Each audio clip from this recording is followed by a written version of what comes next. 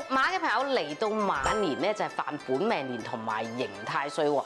中國人話一喜擋三災，無喜是非來，太歲當頭坐，無喜必有禍。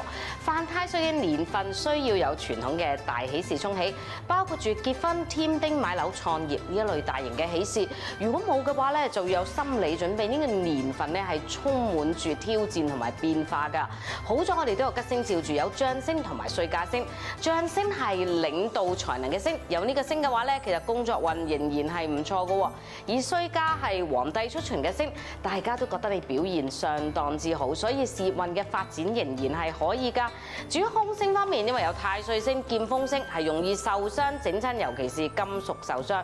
所以喺我哋嚟講咧，如果要接觸金屬嘅朋友咧，就要小心啲，危險嘅活動就唔好參加啦。